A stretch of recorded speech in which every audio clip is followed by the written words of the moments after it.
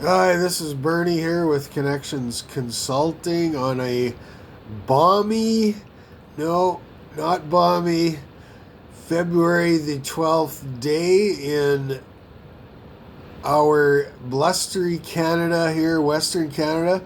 We've actually reached record lows this week in some places. My car wouldn't start the other morning and I had it plugged in, so I was out checking the breaker and plugging a light into my plug-in where the extension cord goes just to make sure nothing's wrong. And I'm telling you, it's cold, like minus 33 degrees Celsius the other morning, so gonna have to boost it, I guess, but we'll get through it. Hopefully there isn't a block heater extension cord problem, but forecast is for better weather starting in 2 days on Sunday, the 14th. So we're welcoming that and then into our balmy spring the next week. But we're praying for this cold weather. Anybody associated with me in my prayer group, Elevator Prayer Pro group, so the farmers would get a good soil kill. Every winter they need at least about a week or 10 days of a good cold snap down below this minus 25 to 30 area. Just any soil-borne diseases that are there for the food system that deteriorate food growth, those get killed in weather like this. It's just a natural selection, natural law way of going things. So we're happy about that. But we're moving on. What I want to talk to you tonight about as I round up my work week, the golden gloves of work. The golden gloves of work. We're calling this message calling. The calling you should be in, the calling you should go, the one that you've maybe been doing your whole life. This is to give you more information, to reconfirm that to you so you feel unequivocally good about it all as we go forward in this next season of life to meet our Maker, our Creator as we know Him. And those days are coming, and I've told you my thoughts on that. But one thing I haven't told you is I've been referring to this past season we've been in as the apocalyptic era. And that started, in my view, in my discernment and study of the biblical word of history, the scriptures, in 2003.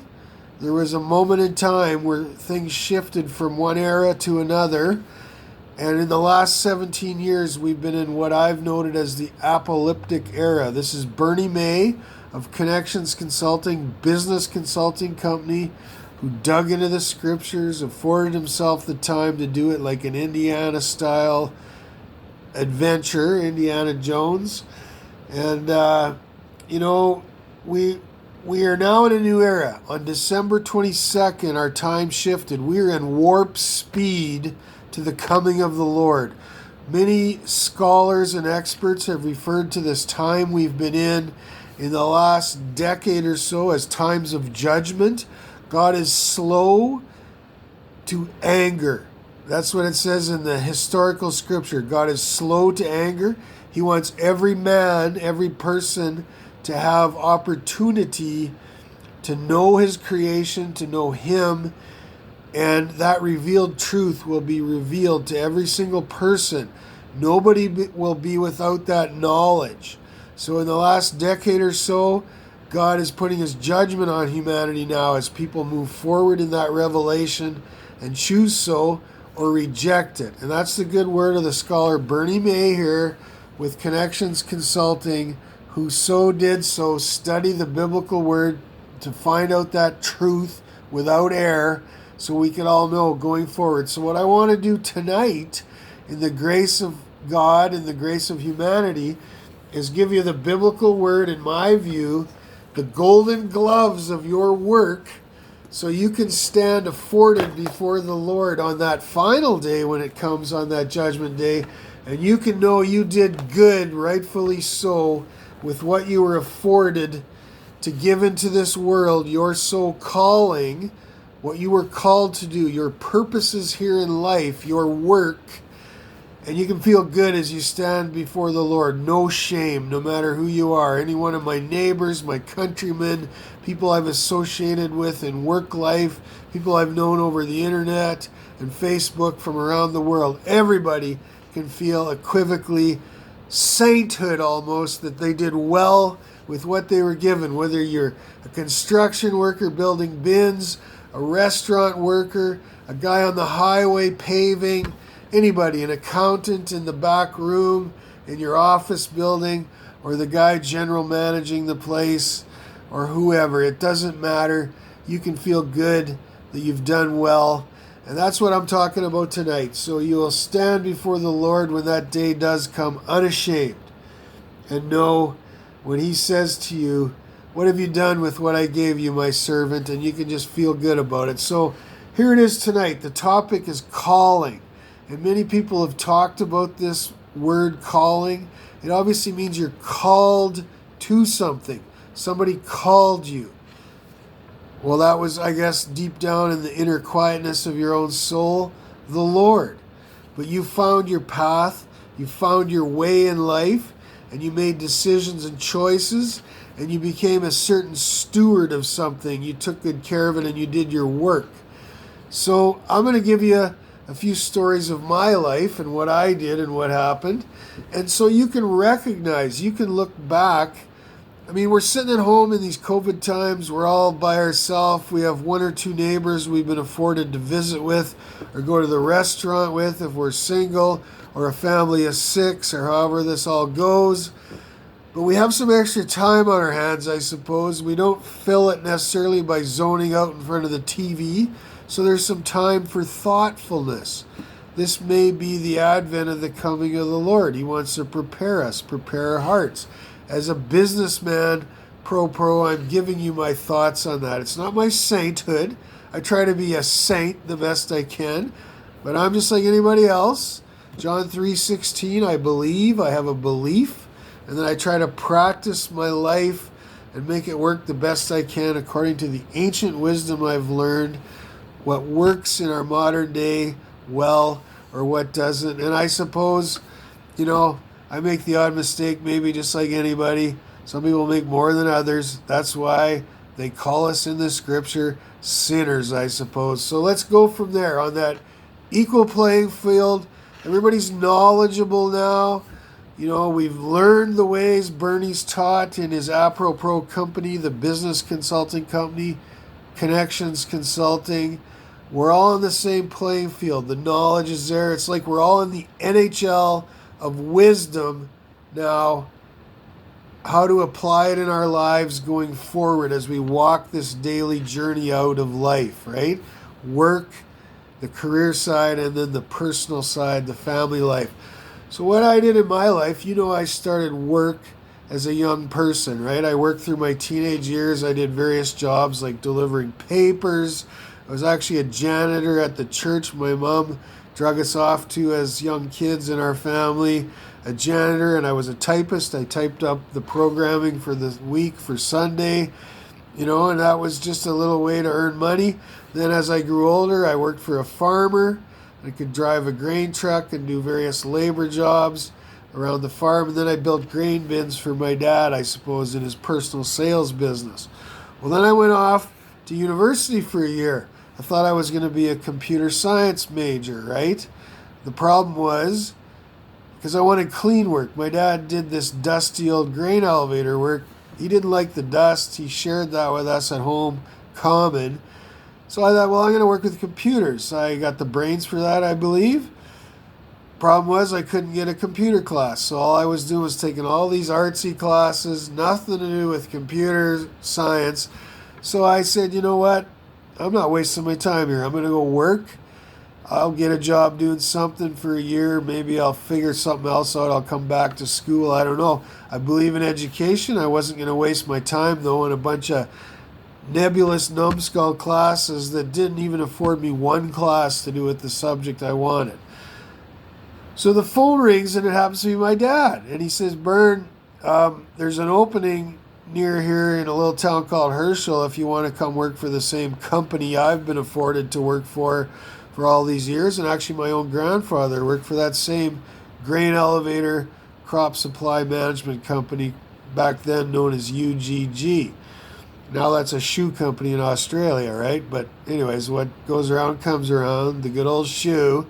So here it was, B2B marketing. I set forth, I said, yeah, I'll do that. Actually, I appreciate the offer to my dad, and I'm going to take you up on that. I'd like to work for a year, figure out what I want common so I can come back to university, not waste my education on a bunch of numbskull classes that aren't maybe heading in a direction of any kind. I'm very goal oriented, and it's just good to be in life. You got to have some goals, right? So I did that, and I found I really liked the work. I enjoyed it. I liked working with people. I liked the actual work of the industry, the technical trade, all of it.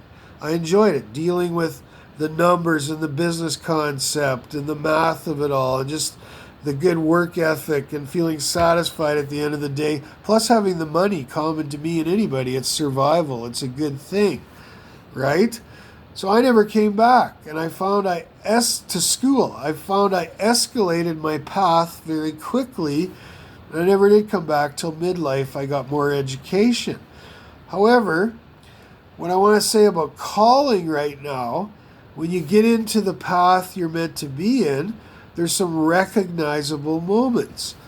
Well, I ended up about a year and a half later, after I worked through a few little term jobs at a couple other towns like Wilkie and Macklin, I ended up being a bookkeeper in my dad's business unit in Landis, back in the home where I grew up.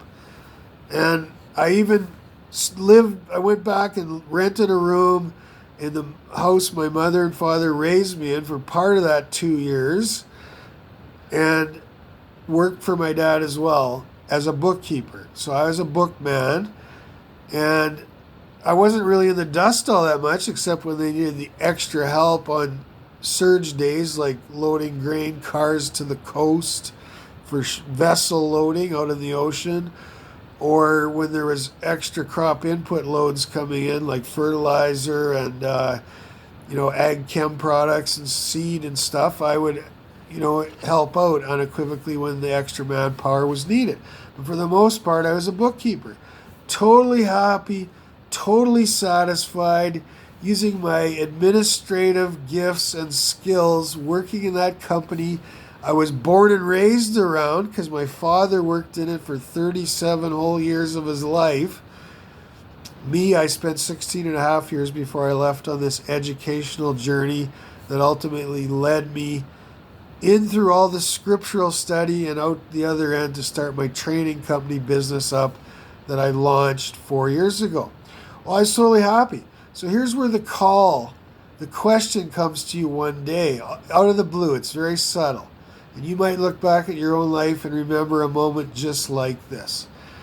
The district supervisor shows up, maybe possibly even unbeknownst to my own dad, the location manager. I'm an assistant manager, or an elevator assistant, location assistant at that time. And I get the question from the district supervisor out of the blue.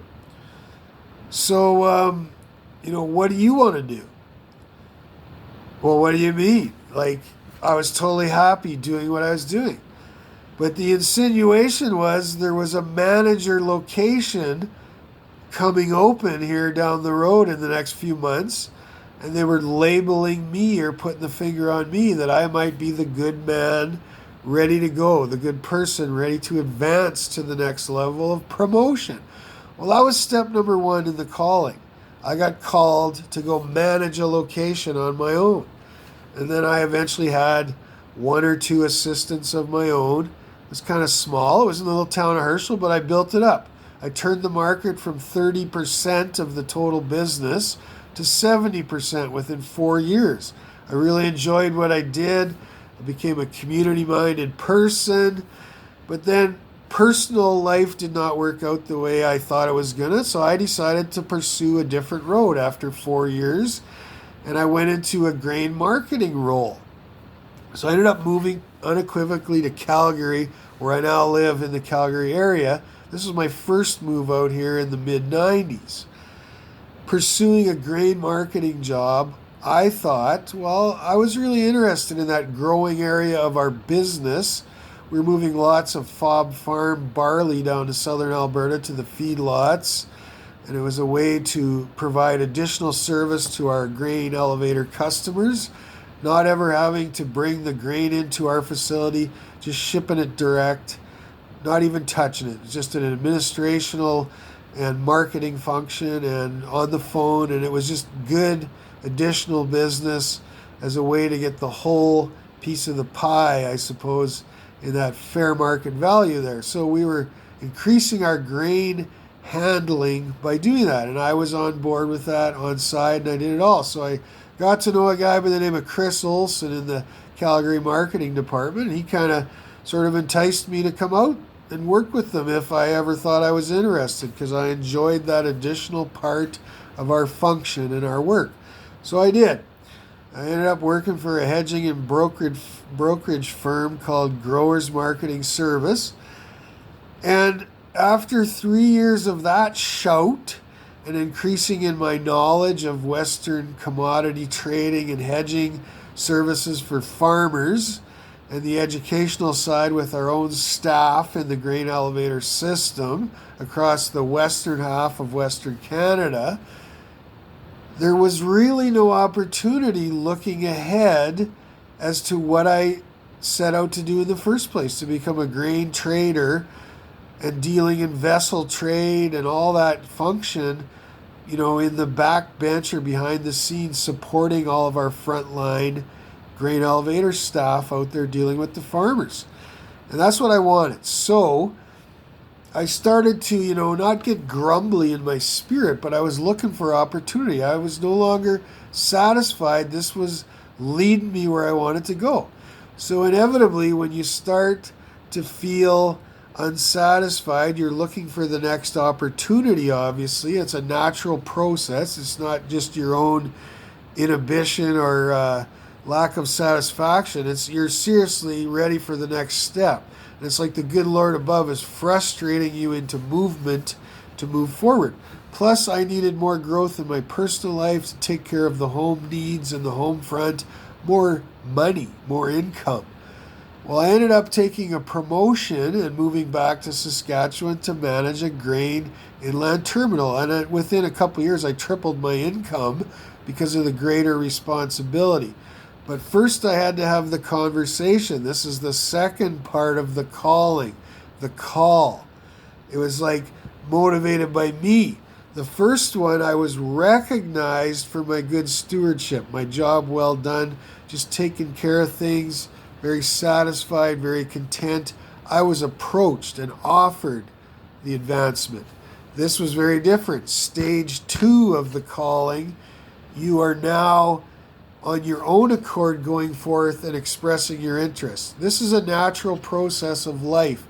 People go through it at some point in time, and I would say often in their 30s, but it even happens maybe a bit younger nowadays.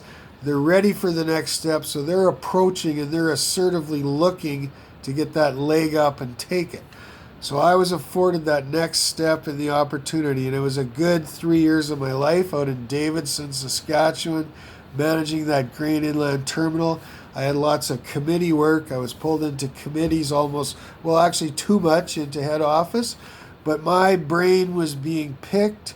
I was looked at not as a bit of a test case, a test tube, I guess. They were trying to examine the overnight success I had in the first year and a half of those 3 years, where built the business up strong with a multi-team around me of 6 or 7 locations in a little miniature region of its own, to do with the market hub, the hub spoke and fire of that grain handle area. And so when you're immediately successful because of your grain marketing knowledge now acquired in Calgary marketing, plus my original backbench frontline experience of the grain elevator exposure that I worked in and managed in, but I also grew up around. Well, now I was being asked to participate in committees and put my viewpoint forth. That extra exposure got me more industry connection as well as my company corporate connection. So that was an opportunity. So then after that, I advanced into provincial management and leadership in senior coordinator roles in sales and then in special project operations over the course of the next 3 years in both based in Edmonton and Saskatoon, Edmonton, Alberta, and Saskatoon, Saskatchewan. So after a 16 and a half year healthy career, I ended up leaving the company and I was exploring what's next for me. And this led me into the avenue that eventually led me into my training business and project work company that I'm in right now, Connections Consulting. But first, I had to go through the third level or third leg of the calling. And this is the natural process of the calling as you would learn as you study through the scriptural, ancient history, wisdom prose, and understand the different phases of the journey. Well, this is where I got the additional education. So I went back to school midlife, got my HR theology degree, studied out the scripture. I thought I was doing one thing. It says in the ancient scripture that man picks his paths, but God sets his direction straight. So in other words, you might be thinking you're doing one thing in your life, but then you end up doing something different. And as you look back at the windy trail you were on, it starts to make sense to you what you were actually doing, the actual journey you took and how it unfolded. And so I did this. And I thought I was maybe getting this education because I was going to help people, kind of like a psychologist or some kind of scientist that understood how the mind worked, how the human being was. I could be like this pastoral minister or something to help people through their life issues, life problems, and solve human scenarios and give some comfort back to them where maybe I went through some challenges of my own in life. They wouldn't have to because of what I could afford them in my teaching or something. I was trying to fit into the current paradigm I was studying under, how they presented the opportunities, but nothing came open. Nothing unfolded or was realized as true for me for that next step of my calling. And every time I approached somebody as I advanced through that 5 years of education, and then as I hung around for an additional 5 years and served in that local church in Red Deer, Alberta, as a volunteer giving back outside of my career work back in agriculture, there was no opportunities that came open. And I had several meetings over that period of time to try to adjust and focus and plan my future for the next step of my calling, in the call, what you're called to do in your work. But God is in control ultimately, and unless the door of the master opens up to you, you have nowhere to go. And I remember having one certain conversation with the pastor of that network. He was not only the pastor of that local regional church hub, but some other locations around the world as well in their work. It's like, what's next for me? I want the next step of the opportunity. I got a family to take care of, and I need more money, and I want to get plugged into the next step. I don't want to waste my time, waste my life. And if I'm going to be here helping you guys, let's get on with it. And I remember he kind of stood firm that day. And it was just a casual conversation in the auditorium after the service. It wasn't a special meeting we had planned ahead. And I just really felt it was like he was pushing back. It was like, there's no opportunity here for you. And I don't know why. Some things you will not know from the Lord until you get to heaven. The answers to your questions in life, you will never discern or figure them out. But I knew that day, it was like, whatever it is for me, the next step, it ain't here. And I'm certain about that now. So I just kept moving ahead in faithful obedience every day to what I felt like the Lord was leading me in as the next steps in career and life. kept faithful at my agriculture job. And then one thing and another, and I ended up getting divorced. I'm a single person again. And so I just followed the leading of where I felt I was supposed to go. And this is how you get. Sometimes it's like this. The Golden Gloves Award comes at the end of your life for the Golden Gloves calling. And that's my special Kiramir Golden Gloves. That I am a boxer by fitness and, just recreation to stay in shape. But there was no more opportunity. So I decided, well, remember my story where I said as a 7-year-old kid, I blurted out to my mother in the kitchen, Mom, someday I'm going to be the president of a large company. Out of the blue, out of the mouth of a babe, out of the mouth of a kid. Where does that come from? If it's not inspired by the Lord our God Almighty in your own heart and spirit. And then as time went on and I worked through my life, phase 1 and phase 2 of the calling I told you about, I realized I was interested in motivating and inspiring other people, inspiring them and helping them to want to do well in their own life through personal growth, growing personally, acquiring the skills they need, the acquisition of things to do well in their life, that I could be some kind of a motivator, an inspirer. I'm not necessarily a counselor where I want to sit down and dig into every little problem with another human being, but I could somehow give them a message to complete what they needed for their life to go and earn a living at it. Like a motivational speaker, an inspirer to help them to want to live life and do it well. And that was the why for me.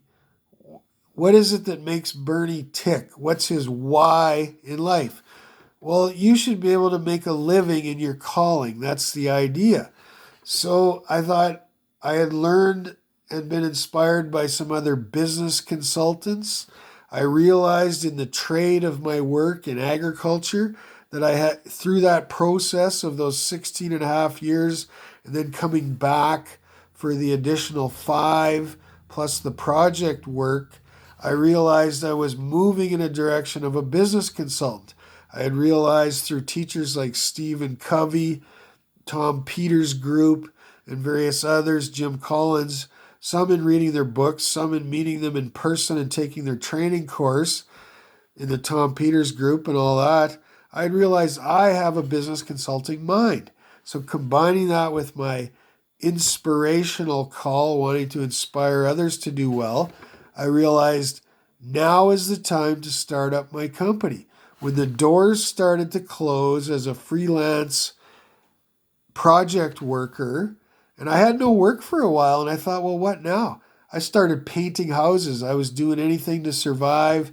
Unemployment insurance ran out. And I thought, I think now is the time to start this company. So there it was on roughly 2015 and 2016. I was in that barren state where there just was no opportunity. Well, I launched my company in 2017 and then have been on the upward curve ever since. Well, that's the beginning of phase 3. But let me tell you something. In the approach to phase 3, in that plane before you start the approach to climb up the mountain of phase 3, there's some various stages of testing you will go through in order to equip yourself to do well. They harden your person. They put the resin in you, the character you need, like that strong, winning defenseman or hockey player, that forward or whoever, who has what it takes. They have what it takes when they get there. No, they've built it along the way. And this was me. You don't get to the NHL by playing one day. You have worked up through the ranks and you have hardened yourself. Not hardened your soul, but you've built a lot of muscle.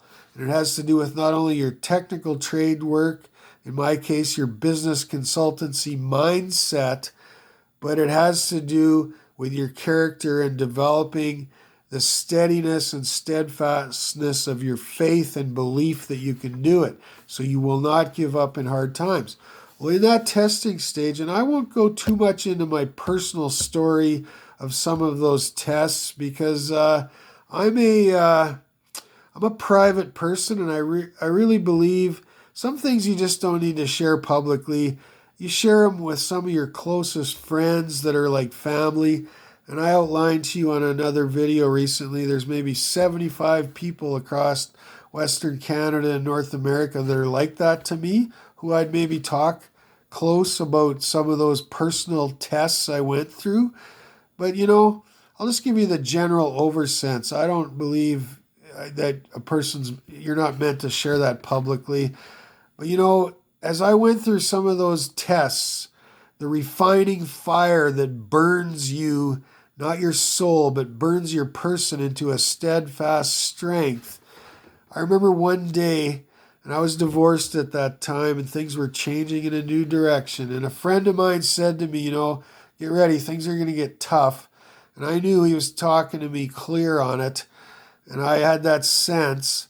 There's a different phase. Things shift gears, and we're in those times now with COVID. I had a special meeting with my parents, just me, and I said, I want to ask you guys a favor. And I said, if something goes sideways in my life, and I didn't get into detail that I was in phase 3 of my calling, but that's really where I was approaching. I said, I want to ask you for your commitment, Dad, that you'll raise my children. My kids, Ruby and Winston, were 1 and 3 at that time. Ruby 3, Winston being 1. And I didn't know what was going to happen to me in the next step of my life. And I knew that, there could be some things that you don't know, sometimes risks and different things. You don't know the scenarios. And I said, I just want to ask for your commitment, Dad, that, like if something ever happened to their mother, that you guys would be there for my kids if I was no longer around.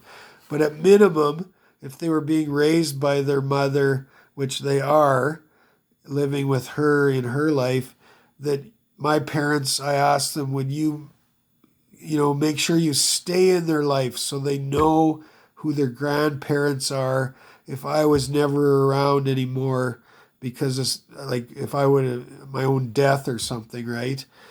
And it mattered to me. I was asking for my commitment from my dad and my mother by that they would make sure my kids know my family, know who it is to be a May that's part of them in their own soul, of their own being. And my parents gave me their commitment that day, and I was glad for it because I just was really uncertain.